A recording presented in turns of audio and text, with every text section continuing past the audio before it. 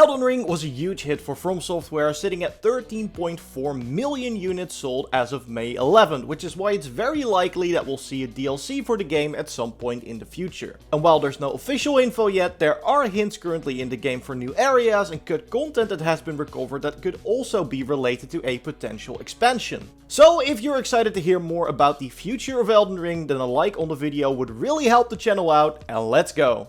So while Fromsoft usually releases one or more big paid DLC expansions, I think there might be a chance we also get some free extra content for Elden Ring as well. We've seen that prior updates introduced new quest lines, but another thing I think we might see drop as free content are the Colosseums. There's been a lot of talk about these currently inaccessible buildings. You can already find 3 of them in the game, but all are currently locked, meaning we are unable to enter. And a lot of people have speculated these are meant to be PvP arenas, but their true purpose remains unknown. However, YouTuber SekiroDoobie explored these some more, also looking into the files that are related to them. One interesting thing here is the fact that there are 2 enemies that were at some point supposed to spawn in the middle of one of the Colosseums, which are named in the files as Gladiator Large and Old Lion of the Arena. Especially that final name sounds like a boss to me, which I actually have a theory about, but we'll get to that in a bit. SekiroDoobie also recovered files for a point of grace called Stormvale Colosseum, and we have one of these Colosseums placed pretty close to Stormvale Castle. So this adds further proof that they were at some point supposed to be part of the game.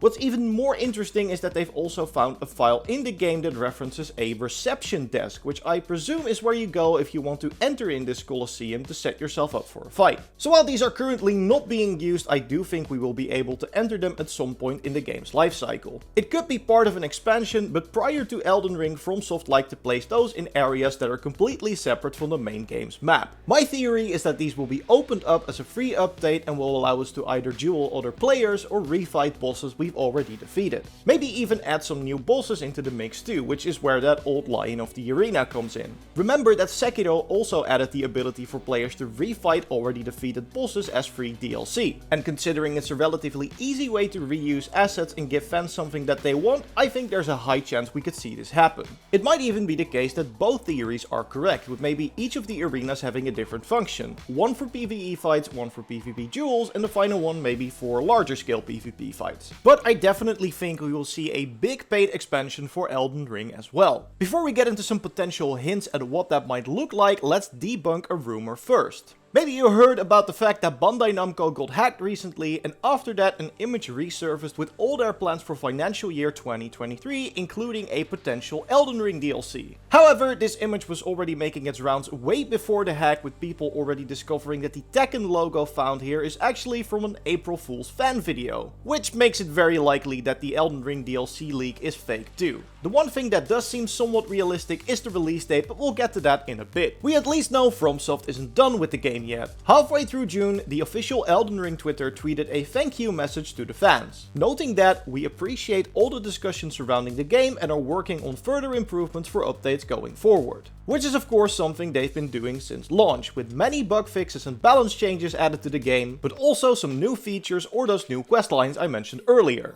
We also know From Software is currently working on multiple new projects with different directors, as Miyazaki himself confirmed in an interview with the Japanese website 4Gamer. He also said, "As director, I'm already working on the next title," which we already know isn't Elden Ring related thanks to that interview, so there's actually a high chance that one of these other directors he mentioned is currently working on a DLC for Elden Ring. And a likely spot for this DLC to start was actually found by streamer and speedrunner Elagius, who explored an area that fans have been curious about for a while now and found something strange and also pretty interesting. There's this specific spot on the world map covered by a giant cloud, which isn't all that interesting at first, but then you realize it's pretty much in the middle of all the divine towers we can find in the game. And when Elagius used a glitch to reach the spot on the map, there was a perfect square shadow in the middle of the water, which is very strange to say the least. And while I think the area covered by the cloud is pretty small for an entire expansion, this might very well be the spot we used to enter a new region. Because again, if you look at how Fromsoft has previously handled their DLCs, each area has been completely separated from the main game. Dark Souls 1 had us travel back in time, Dark Souls 2 teleported us to the realms of 3 different kings. Dark Souls 3 had 1 DLC inside of a painted world and 1 inside another kingdom far off. And Bloodborne took place in a nightmare inside of a dream. Have I mentioned Bloodborne's lore is weird yet? Anyway, it's very clear that Fromsoft doesn't like to be held back by what they've previously designed and rather start with a clean slate, even for an expansion. Looking at further trends in their DLC, most of them also added major story elements regarding characters we'd already met earlier, like Artorias in Dark Souls 1, Calls for Bloodborne, and Gale in Dark Souls 3. And this is where things get really interesting, as there is one character in Elden Ring that has a lot of questions surrounding him still, which is Miquella. If that name rings a bell, you've probably met his sister Malenia, who speaks very highly of him, as her armor description reads, "My brother will keep his promise. He possesses the wisdom, the allure of a god. He is the most fearsome Empyrean of all." Yet currently, his body is sitting inside some sort of cocoon in the boss arena for Mohg, who kidnapped Miquella in the hopes of using him to ascend to godhood. Either way, we kill Mohg but are unable to interact with Miquella after. But if we go back to the roundtable hold, Gideon has even more information on him, as he tells us, "Well, I wonder what comes next. If he continues his slumber within the cocoon, all will be well, but perhaps it will be safer to destroy it. Miquella is the only thing that remains a mystery to me." So we have a very major character who is hyped up to be even more fearsome than Ranni and Malenia, currently in a slumber, but with Gideon clearly afraid of what happens when he wakes. Which I think is already a great build up to add him as a character in a potential expansion, but there is even more if we look at cut content. Because Miquella apparently also went by a different name, that of Saint Trina. Cut Dialogue has an NPC who flat out states this, which of course, since it's cut content, doesn't mean it's true, but even now there are many clues in the game that imply they are one and the same person. The reason I mention this is because Saint Trina is related to a lot of sleep-inducing items in the game, and we have an entire questline of cut content which has us use an item related to the saint to explore people's dreams. Credit again to Sekiro Doobie as well as YouTuber Lance McDonald for reporting on this cut questline, which we know was cut very late into the development of the game because the sleeping animals required for it were still part of the network test, which took place only a couple of months before launch. So, a slumbering god, the most fearsome of the Empyreans, and the ability to explore someone's dreams? That sounds like too good a setup not to use if you ask me. Not to mention, Fromsoft likes to explore prior events in the game's history in their DLCs, once again looking at Dark Souls 1 where we literally travel back in time, or Bloodborne where we experience past events through a nightmare, which is totally something they could accomplish if we as Tarnished are able to enter Miquella's dreams, which would allow us to re-experience some of his memories through that. So, the big question that remains is, when can we expect an Elden Ring DLC? Well, if we look at the release dates for prior FromSoft DLCs, pretty soon. The longest time between a game release and an expansion was for Dark Souls 1, as the Artorias of the Abyss DLC released 11 months after the main game. So, by that standard, if we look at Elden Ring's release date, which was the 25th of February, a late Elden Ring DLC release would likely hit at the end of the current year or early 2023 at the latest. Which would also mean we should expect an announcement soon, with Gamescom being a likely candidate, as we of course saw the big gameplay reveal for the base game on a Jeff Keighley stage as well. But it is important to keep in mind that Elden Ring being an open world game might mean an expansion takes longer to develop too, as the game took almost 5 years to make, whereas development time for Dark Souls 1 and 3 was only 2 to 3 years, for example.